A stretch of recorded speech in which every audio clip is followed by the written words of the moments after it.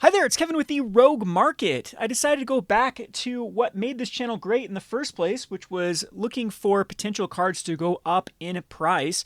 This is still a channel that is more about managing your Magic the Gathering collection than it is for making millions of dollars on flipping cards, because of course, that is a very, very tough environment with fees and shipping and everything else surrounding the Magic the Gathering market right now. And it's still incredibly volatile with the amount of reprints that Magic the Gathering continues to push out. However, this was one of the most enjoyable things when I started the channel, was looking at the data and then trying to pick cards that I think would go up due to maybe a deck in Legacy or Modern or Standard doing well, or an upcoming tournament. But then, about halfway through this channel's when I started making it, Commander took off. And then that was the bread and butter, was looking at new spoilers and then looking for the commanders that I thought were going to see a lot of play, and then picking cards that worked with those commanders, because the commander market is absolutely massive. I really started doing this during, I think, Amonkhet with Hapatra. So got in on some early -1/-1 counter type cards with Hapatra. If you're not familiar with what Hapatra does, it utilizes that specific mechanic of putting -1/-1 counters on things. And if you get in on those low supply cards before the masses do, you can actually flip them for quite a bit. So I think, what are some other good ones, like Feather the Redeemed? And Commander still is the bread and butter. They are reprinting a lot of Commander cards like crazy. I mean, when they come out with at least 2 decks per set, and now they have these Universes Beyond Commander decks that have 4, we are just getting absolutely flooded with Commander cards. So you really have to go for hard to reprint and low supply cards in this day and age. Like I said, there was a time period when I did look at Modern and Legacy and Standard for breakout decks, and I don't think that's dead. As we saw with Wildsville Drain, there's a card now in Hardened Scales. I can't think of the card off the top of my head. That it's an artifact that works with +1/+1 counters that just had its breakout day in Modern, and that card shot through the roof. So that is not dead, and we'll have to revisit that. One of the main reasons I don't do that is because I don't play competitively anymore, and so I'm not actively looking at like tournament results and whatnot. But I do want to get back to that sort of content. So we have, I don't know how to pronounce this, Ojer, that's coming out with Caverns of Ixalan, and it has a pretty unique ability. I mean, actually, it's not that unique. I mean, there's plenty of the red cards that actually have this sort of ability. Let's just go through the card real quickly here. It is Ojer Axonil, Deepest Might, which is 4 mana for a 4/4. If a red source you control would deal an amount of non-combat damage less than the power to an opponent, that source deals damage equal to Ojer Axonil's power instead. And when it dies, it gets transformed into the Temple of Power, which then you can retransform if you can deal 4 more non-combat damage. And then, so it's a way you can actually, I mean, I don't know at that point if you just want to put it back in your command zone and cast it for 6, because that might just be easier to recast. But this is going to be a commander that has a lot of staying power. A lot of, if it gets removed a bunch, then you can just flip it and then easily turn it back over. So I think the commander players are going to like it for that reason. And if we check out the EDH rec data, it is by far the most played or most built deck so far out of Caverns of Ixalan. Yes, it was spoiled early, so that it's got a kind of a leg up on some of these other ones. But again, that also means it's got a leg up. So it's, people are already brewing, they're already building this card, and it's going to have a little more time for these particular cards to go up in value compared to the ones that are going to be spoiled later on. So what are the interesting things about this one right off the bat? And we'll go through kind of my thought process, and I'll give you my 10 picks of cards that I think are really, really good buys right now. So Ojer, of course, wants things that do small increments of damage, because it's going to turn 1s, 2s, and 3s into 4s. And then if you can manipulate the power of Ojer, then it can actually increase that damage. So there are a lot of things that can easily do that in the common and uncommon slot that I'm not going to go over because they're high supply. You're thinking about things like +3/+3, or a lot of equipments that can give a lot of power to this creature. And then I've noticed that there's a lot of budget cards as well that work very, very well with this particular card. And so what we're going to look for is those small increments of renewable damage that can either combo off or, again, put very little resources into doing a lot of damage. And then we're also going to look at specifically cards that are low supply because you don't want to be picking cards that are just, like I said, the commons. If it's like a common out of Lord of the Rings, there's a Lord of the Ring Dwarf, for example, whenever you cast instant or sorcery spell, deal damage. Of course, that will pair up nicely, and people are going to put that in a deck. However, what we're going to look for specifically is some of these older cards that have incredibly low supply, that haven't been reprinted, and those are the type of cards you do want to pick up. We're also going to compare and contrast the spread with some of these cards with Card Kingdom, because Card Kingdom is basically synonymous with Commander right now. They've sponsored so much content that they move a lot of Commander card, and there usually is a much higher spread between Commander cards and like tournament cards on Card Kingdom. They are known for the Commander format. And again, this card's going to be showcased by many of the places they sponsor, which is going to then lead to those sales. And what I like about Card Kingdom is typically you can basically judge when their buy list of these particular cards are going to go up based upon their supply that they have right now. And then there are opportune times that you can actually buy from TCG Player and then just sell to Card Kingdom for a pretty decent profit. And then you don't have to have the headache of trying to, find a buyer at that point. That's why I love to utilize buy lists. But anyway, I have rambled on it too long, which everyone always complaints before I get into the video. So now we're going to get into the top 10 cards that I think are good buys for this particular card. So the first one being is Shadowspear. So the reason why Shadowspear is my number 10 is because this is kind of just like an evergreen card that goes in a lot of Commander decks. But what I like about Shadowspear is it's got pretty much low supply. It is on the list. I'm not sure if it's currently on the list. But I mean, the list is still going to be open up for whatever set booster that it was associated with. But that's the only reprinting for Shadowspear. It goes in a few modern decks. I think it even goes in a legacy deck, if I'm not mistaken.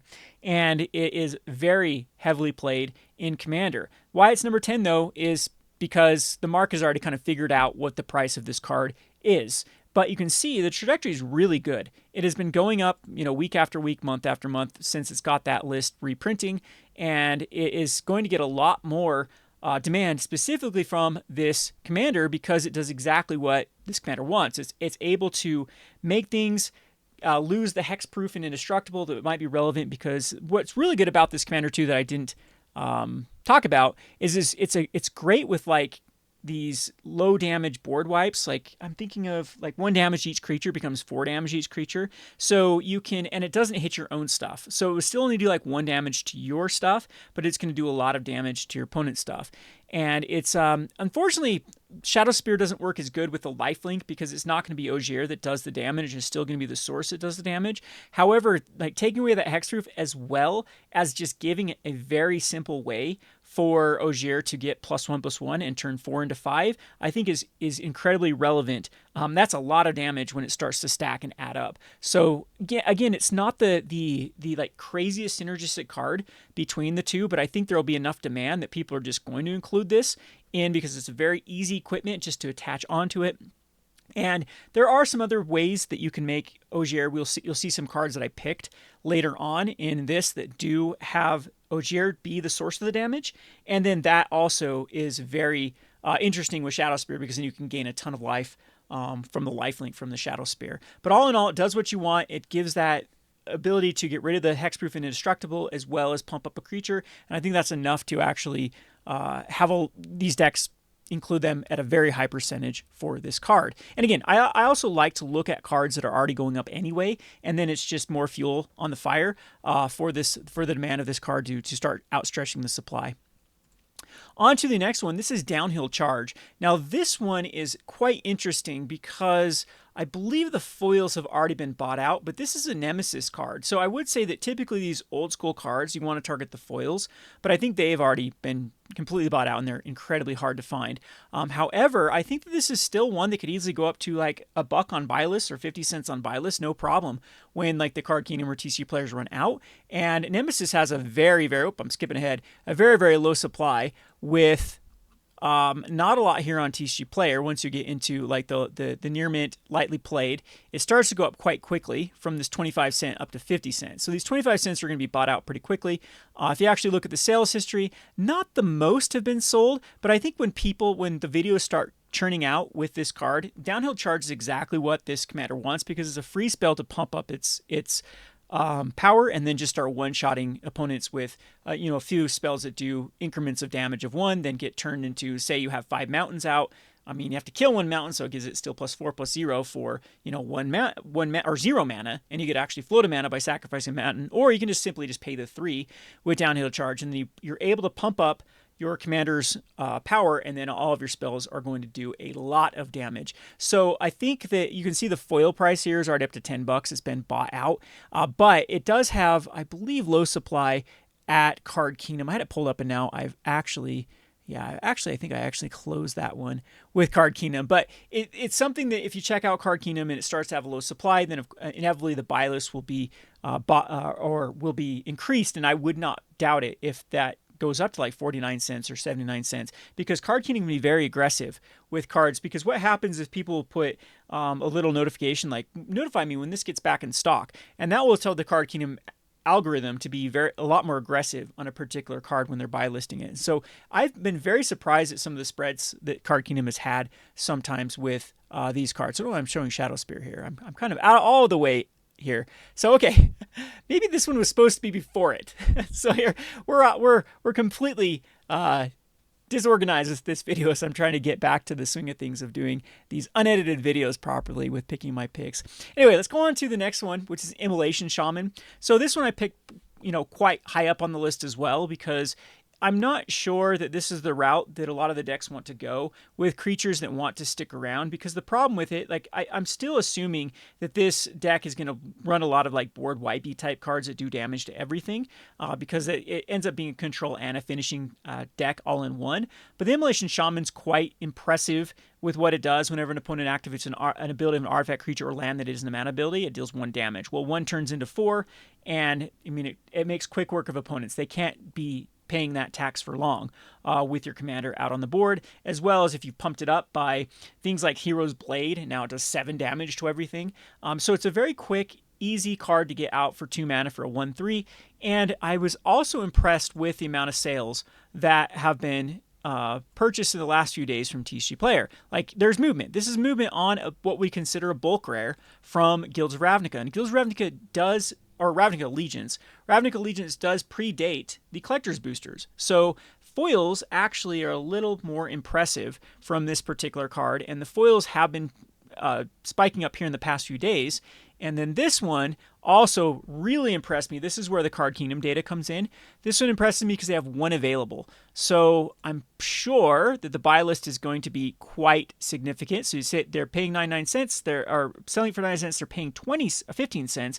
This is going to go up. They want 25 of them. I'm assuming that this card is going to go up as they sell that last copy and enough is not coming in to resupply them. They'll start to get very aggressive on their buy list, and the buy list could increase to the point where you could have that little arbitrage ability of, you know, buying them from a quarter from TCG Player and selling them for 50 cents for Card Kingdom. Again, it's a lot of work to do that, to kind of create packages that are worthwhile, but I've been able to do this in the past with just doing this with a lot of commander specs that are coming out, you know, bundling it together with a lot of other things. And it again, you have to know what you're doing, you have to know what you're looking for, but I've made it pretty good chunks of change at the time. Then it's also good to, I'll have to do a video on this to then bundle in like tokens and stuff that Card Kingdom wants. But anyway, that is another video for another day.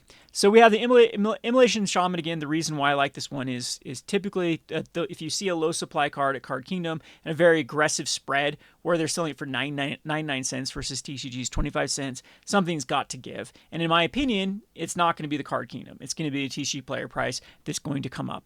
So we talked about downhill charge. I think we are on to Arcane Teaching. So Arcane Teaching is very impressive because it does 2 things that this commander deck wants. First off, it gives it +2/+2, which then turns 4 to 6, and then it allows your commander to then do 1 damage to a creature player, which is actually 6 damage to a creature player. So this is, it does double duty in this deck.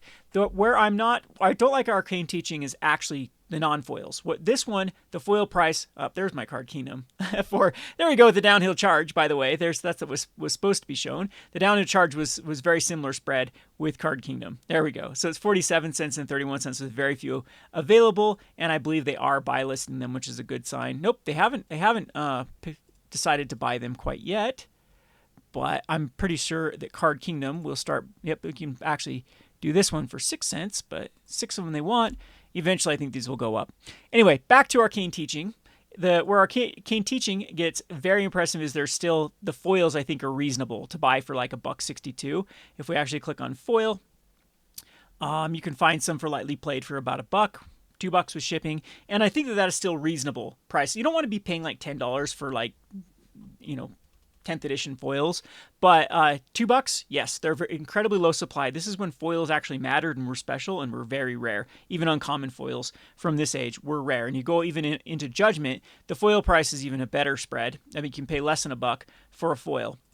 And I do like this card too, because it is a card that does occasionally see play in other commander decks. I know it's got some infinite combos with like some Niv-Mizzets, because all you need to do is have it deal damage, and it draws a card and deals a damage, and it's a way to get it going, I believe. Or maybe I'm thinking of something else. Maybe there's some like untapped creatures that Arcane Teachings work with. But I know that there has been in the past commander cards that have utilized this Arcane Teachings. But again, it just does double duty with this. I think there will be enough casual players that will want to slot this in their deck, as well as it's just a fun card to run with the commander. On to the next one is the Shatter Skull Smashing. Now, of course, I just like this card because I think Zendikar is finally going to be able to go up in value. Yes, collector's boosters are still at a reasonable price, and draft and set boosters are still completely flooded in the market. Wizards of the Coast, you should be checking especially this particular set and realize that it is now 3 years old and still has massive amount of product on the market. That is a bad sign, Wizards. But again, I've whined about this on so many other videos. I'm not going to go over it in this particular video about their oversaturation of products since 2020. But I think that this particular card is so evergreen, you can literally justify throwing it in any commander deck, because the backside of just paying 3 life for having it come into play untapped as land is very, very minimal in commander when you have a 40 life total. And the ability for this just to be a targeted removal is very good in any deck. You can justify throwing in any red deck in the commander format. However, in this particular deck, it's extremely good because you can divide it, and then if the damage does less than 1 to those targets, then it's going to do more with the commander. Is going to do up to at least 4 damage per target. I believe this works that way. Correct me if I'm wrong in the comment section. Regardless, I think this card is about time to stop. It had been going down for a while, and you can already see it's turned a page. It's starting to go up in price in the last 3 months. So the 6 month and the year, we're still kind of going down, and now it has revived itself a bit and is starting to go up in price with the Shatter Skull Smashing. So I think that this is just I put this in the same category like the Shadow Spear. It's just something I think is a good time to start picking these up anyway. It's very, very hard to reprint this card because of the double-sided. They'd have to put it in something like a Secret Lair, and I'm not saying that's not something they could do, but typically if they print this in anything, they have to print a token with it, and that just makes a headache for a lot of the design to try to fit those type of cards into any sort of reprint set or any other sort of supplemental product. So I like these double-faced cards that are incredibly evergreen from the Zendikar Rising. Next up, we have Burning Earth. Burning Earth is one that I think is super good because this is kind of the renewable damage that turns 1 into 4. And so whenever a player taps a non-basic land for mana, it deals 1 damage to that player. It's only going to do 1 damage to you as the red player because, again, your commander does not increase the damage that is done to you. However, your opponents, this is going to tax them incredibly quick. They're going to have to either get rid of your commander or the Burning Earth. They're going to die very, very quick, going from 1 to 4. What I also like is it has been going up in both the foil price and the normal, and you can see the sales history is very, very robust in anticipation of the release of this card. And you can also go over to Card Kingdom, and there is only 3 available, as well as the selling of the Burning Earth is already going for 70 cents, and they want a whopping 38 of it. So they've already increased that for Burning Earth. This is another card that often pairs with a lot of commanders. The only downside that I have for Burning Earth is this is a card that's easily reprintable in a commander product, so that's the one thing that might shy you away from going super heavy on Burning Earth. With most of these cards, though, these are quick flips. These aren't things you want to be holding on for a long time. You're looking at a potential market spec because of something coming out, and then getting them early and then flip them early as well. So Burning Earth is a very good card for that before it inevitably does get reprinted. On to the next one is very similar in the exact same category as Manabarbs. So this one doesn't care about non-basic. It's just going to do any land. And Manabarbs has also been going up. That's what was cool about this one I saw. All the versions have been going up in the past 6 months anyway. I mean, it's a slow and steady from $1 to $1.36, but it has gone up. And there have been decent sales, not as much as Burning Earth, but that's because there's a lot of other versions to pick from. Manabarbs has been printed quite often, so there are some foils that I definitely target, and even these like old school ones from Unlimited could go up in value just because of this particular commander coming out and people really wanting to bling out their deck. So unfortunately, there's not enough data for like beta or alpha to see the movement on it. But foils, like the older foils of this one that do have foil options, I think are good, as well as I think that all of these are going to go up regardless, because I think this is just going to be a shoe-in. I think EDA Strike was showing like 40% of decks were running Manabarbs. It's just an easy card to just chuck in the deck, and it sits out. Enchantments are harder to deal with than most other permanents, and it can just sit out and start getting value as soon as your commander has been put on the field. The next one we have is Spell Shock. Spell Shock is really interesting because it's an enchantment that actually comes out the turn before, and it says whenever a player successfully casts a spell, it deals 2 damage to him or her. So the 2 to 4 isn't that big of an increase to 1 to 4, but it's still it's one you can play on turn 3, turn 4, and then your opponents have to really be careful. It's basically doubling the damage at that point. And of course, if you can then manipulate the power of your commander, it's going to really tax them for every time they cast a spell. And there are a lot of like creatures that do this type of ability, like the Eidolon of Great Revels and a few others but this one's just super, super strong for what it does and easy to get it out and starts to actually tax your opponents. And what I again like about this is it's been actually going down in the past little while, and it hasn't had any sort of reprint. So I wonder what this last spike occurred that spiked this back up, and then the market kind of adjusted back to the real. This happens when potential synergistic cards come out, is you have this initial spike, and then you always will see it come back to where it really should be. So now it's finally found where it should be in the market, and we're going to see a lot more demand for this card again in the following months as Caverns of Ixalan is released. And I think Spell Shock is just one of the best shoe-ins, because 3 to 4, you want to find those synergistic cards that have curves in Magic the Gathering. So Spell Shock on turn 3, turn 4 your commander, and then every spell your opponents start casting starts really, really eating into their life total. And once again, this is what I really like about Spell Shock, is it's $3.49 with 1 copy at Card Kingdom. They're going to have to start refilling their inventory, and they're actually wanting 25 of them at $1.69. So if we go back over to the TC Player, that is getting close to how much the Lightly Played is going for at the moment. So I would not be surprised if you're going to see some inversions there of Card Kingdom actually paying more than TC Player, and then of course then the TC Player will have to catch up to it. So on to the next one, we have the Flame Fusillade. So the Flame Fusillade is another very interesting card because it is a little bit of a like turn 4, turn 5. Do you want to play your commander first or this one first? But until end of turn, you're of course you probably want a commander out first and then probably play this. There's a lot of like token strategies you can make this work with, but even if you only have a few permanents left, you think about if you're like, it's really cool with like not mana rocks, but other artifacts. And I believe, does this work? Can your enchantments tap? I don't know if it allows your enchantments to work. So someone in the comment section, let me know if your enchantments can actually gain ability to tap. I don't think they can, but at least artifacts can for sure.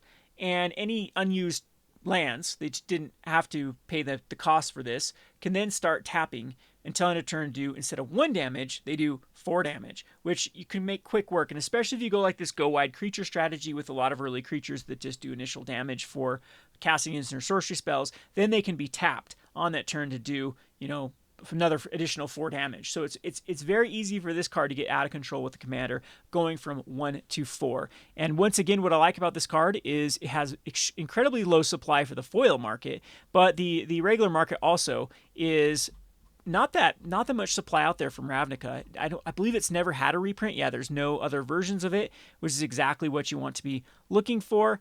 And the spread of this one is also pretty good. I think it will be pretty good. It's actually more expensive on TC Player than what it is looking for on Card Kingdom. However, Card Kingdom is going to be inevitably increasing their buy list, as now it lags out here.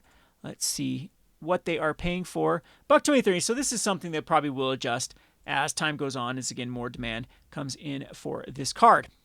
All right, and then last but not least, this is my favorite pick of the cards for this deck is going to be Pyrohemia. Pyrohemia is just a pestilence for red. It was one of those power, like, was it time shift or plane shifted cards where this was a black card, they turned it into a red card, and it is something that can come out and then for every red mana ends up doing 4 damage. Like, you can only activate this 4 times before it kills your commander unless it's been pumped up. But then if it's been pumped up, you only need to activate this a few times and it's going to just kill everyone. It's going to kill all the creatures and all the players, and or even if you just need to activate it, 3 times, it's going to do 12 damage to everything. Your commander's going to survive.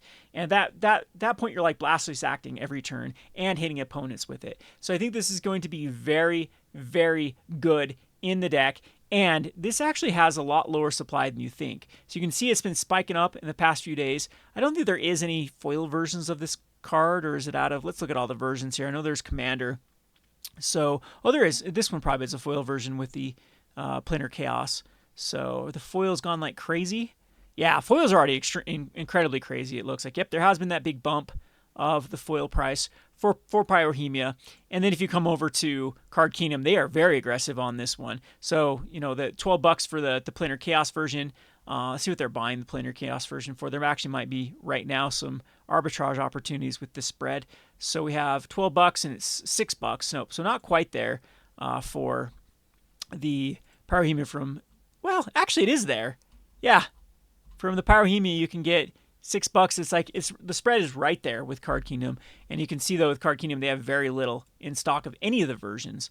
So this one I think is just a slam dunk. I think this is the one that's most likely to go in like every deck. Every deck's just going to throw it in, and it's weird it hasn't been reprinted ever since Commander Anthology. It's been a long time. You would think these commanders would be printed like crazy. It's just like I guess Wizards just never really found a slot for this sucker to be thrown in the Commander decks. So there you have it. There are my picks for the good old Ojer from the Caverns of Ixalan that we'll be releasing in a month, or less than a month. Man, it's coming up quick. Man, set after a set after a set for this. So I think this is one's going to be goody. I think that the EDH rec has shown that this is the most popular one that is going to be released. Again, it typically when you find, this reminds me like Naheb.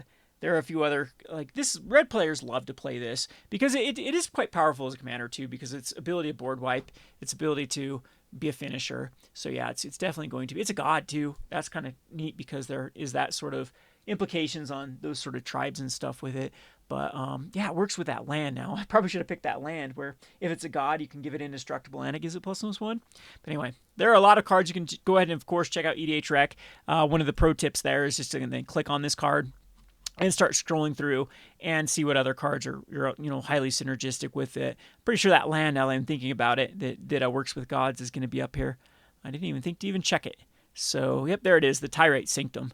That actually might be a spec, other than it's already been reprinted in Commander Masters. I would not touch any cards from Commander Masters. I think there's just too much supply out there for Commander Masters that still needs to get into the market. Anyway, I hope you enjoyed this video, and hopefully I can get these more concise and back to how they were. Let me know in the comment section what you think. If you haven't clicked on that bell icon and the subscribe button, I encourage you to do so, as I'm going to be giving more focus to this channel again and really starting to hit it hard with like these type of videos of picking cards that I think are going to increase due to either a spoiled card or like a tournament deck doing well. Anyway, this has been Kevin with the Rogue Market. Thanks for watching.